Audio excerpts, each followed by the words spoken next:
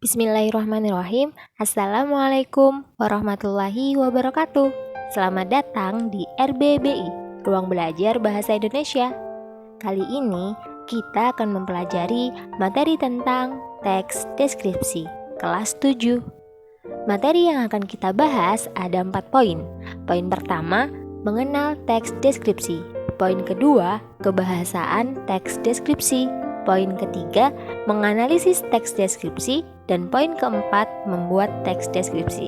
Langsung saja yuk, mari kita bahas materi yang pertama, yaitu mengenal teks deskripsi.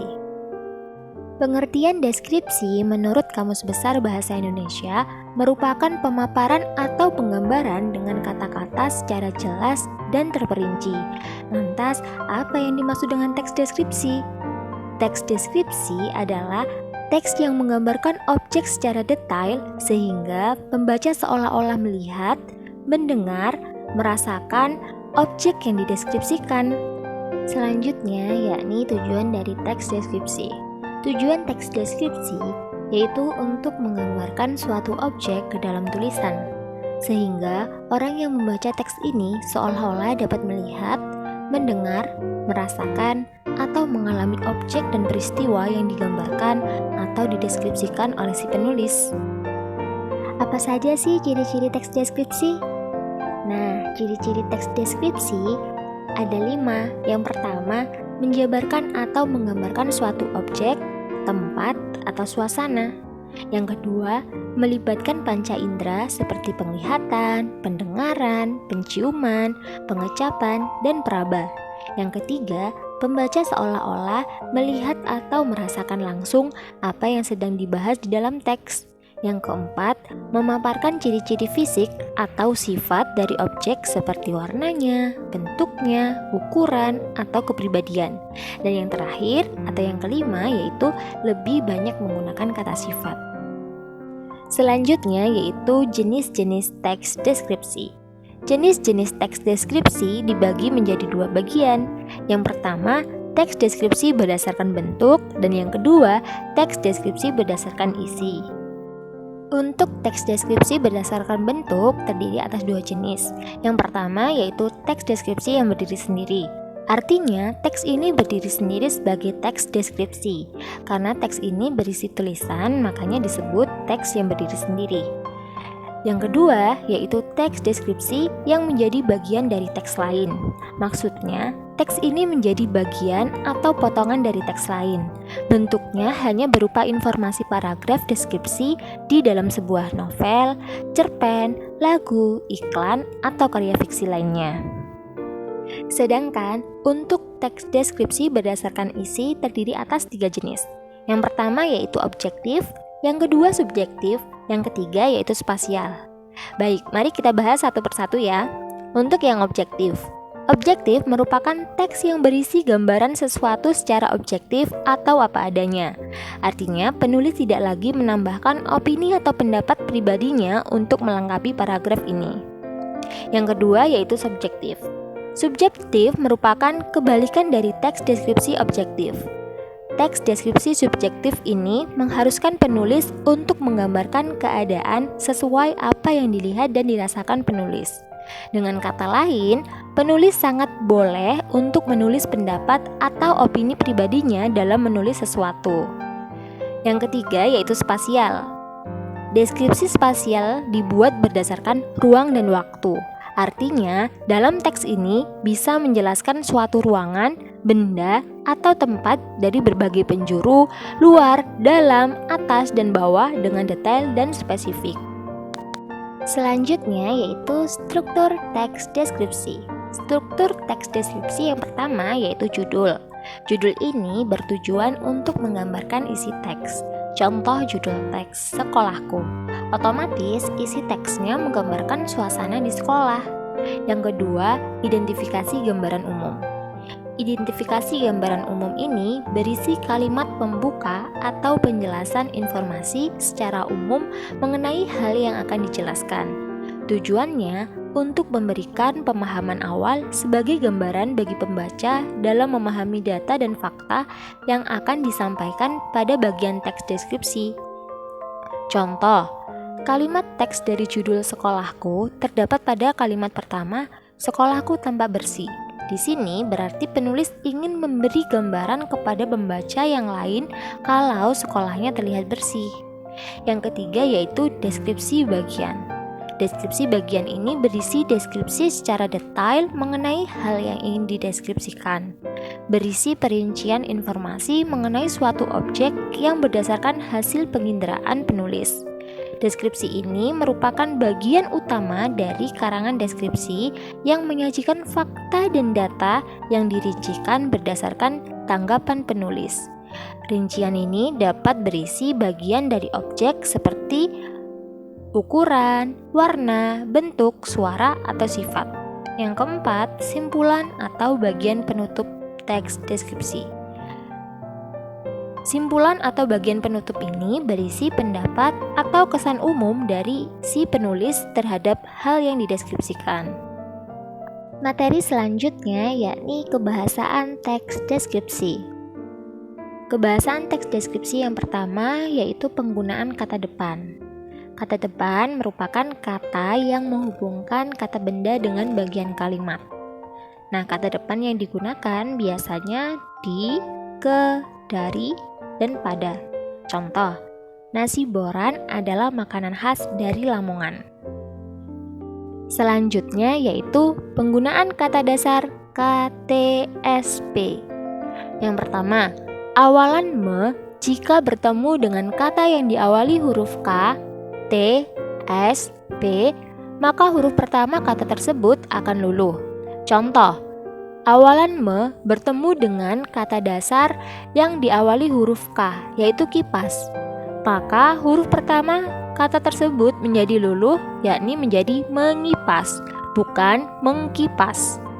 Contoh lagi, awalan me bertemu dengan kata dasar yang diawali dengan huruf T, yaitu tabrak.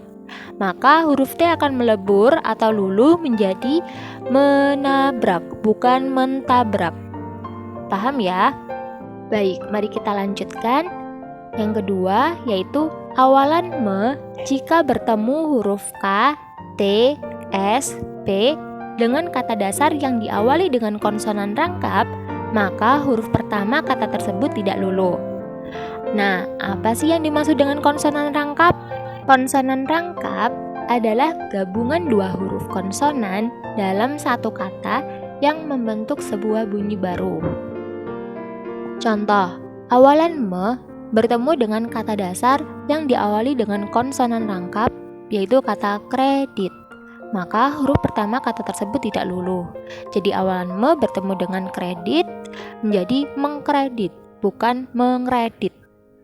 Contoh kedua, awalan me bertemu dengan kata dasar yang diawali dengan konsonan rangkap, yaitu kata traktir. Maka menjadi mentraktir, bukan menraktir. Paham ya? Baik, mari kita lanjutkan. Yang ketiga yaitu awalan me jika bertemu kata berimbuhan yang diawali dengan huruf K, T, S, P, maka huruf pertama kata tersebut tidak luluh. Contoh, kata dasar luas mendapat imbuhan per menjadi perluas. Nah, mendapat awalan me maka menjadi memperluas, bukan memerluas. Contoh yang kedua, kata dasar jelas mendapat imbuhan per menjadi perjelas. Nah, kata perjelas ini mendapat awalan me maka menjadi memperjelas, bukan memerjelas. Selanjutnya yaitu penggunaan kata khusus atau hiponim. Kata khusus merupakan kata yang bersifat spesifik dan mengandung makna yang sesuai. Sedangkan kata umum itu kebalikannya, yaitu bersifat tidak spesifik dan memiliki makna yang luas. Contoh, kata umum hewan peliharaan, maka kata khususnya yaitu kucing, anjing, burung, dan lain-lain. Selanjutnya yaitu penggunaan kalimat bermajas. Ada dua majas yang akan dibahas pada materi kali ini, yaitu majas asosiasi dan majas personifikasi. Majas asosiasi merupakan majas yang membandingkan dua hal yang pada hakikatnya berbeda tapi sengaja dianggap sama. Contoh, paras anak kembar itu bagai pinang dibelah dua. Selanjutnya yaitu majas personifikasi. Majas personifikasi merupakan majas yang melekatkan sifat-sifat insani atau manusiawi pada suatu benda mati, sehingga benda tersebut terlihat seolah-olah hidup. Contoh, peluru tajam mengoyak-ngoyak tubuh si korban. Selanjutnya yakni penggunaan kalimat cerapan panca indera. Nah, dalam sebuah teks deskripsi itu berisi kalimat yang seolah-olah dapat dilihat, didengar, atau dirasakan oleh pembaca. Contoh, kicauan burung merpati terdengar syahdu. Kata terdengar ini seolah-olah pembaca dapat mendengar kicauan burung merpati yang syahdu. Contoh kedua, air kolam terasa sangat dingin. Nah, kata terasa ini seolah-olah pembaca dibuat untuk merasakan air kolam yang sangat dingin. Contoh ketiga, pemandangan bawah laut terlihat dengan jelas. Kata terlihat ini seolah-olah pembaca dapat melihat pemandangan bawah laut dengan jelas. Selanjutnya yakni menganalisis teks deskripsi. Dalam materi kali ini kita akan menganalisis teks deskripsi dari segi strukturnya. Dapat kalian cermati dari contoh teks deskripsi berikut yang disertai dengan struktur pada setiap bagian teks deskripsi.